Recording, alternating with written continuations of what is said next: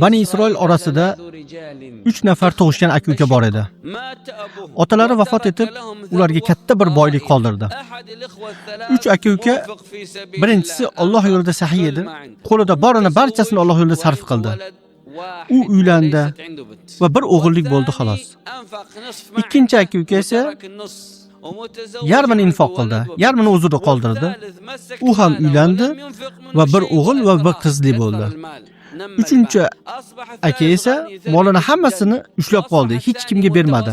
Undan hech narsa sarf ham qilmadi. Shu sababli uning moli ko'paydi, boyligi ortdi. Yillar o'tdi. Uchinchi aka-uka, 3 aka-uka nihoyatda boy bo'ldi. Ikkinchisi esa o'rtacha bo'ldi va birinchisi esa faqir, muhtoj holga tushib qoldi. So'ng o'lim keldi.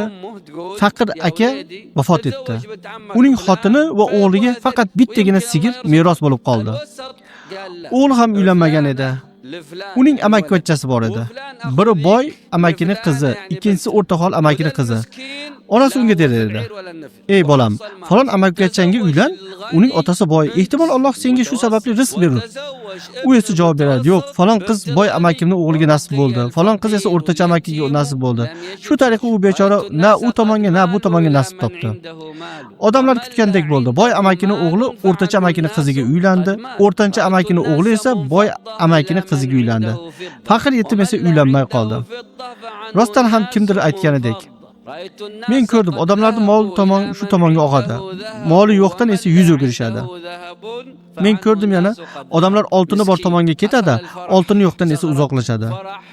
To'ylar bo'ldi, xursandchiliklar ko'tarildi. Boyning ham, o'rtanchaning ham uyiga shodlik to'ldi. Ammo otasi vafot etgan yetim yigit uning Allohning o'ziga kifoya qildi. So'ng o'rtacha aka-uka ham vafot etdi.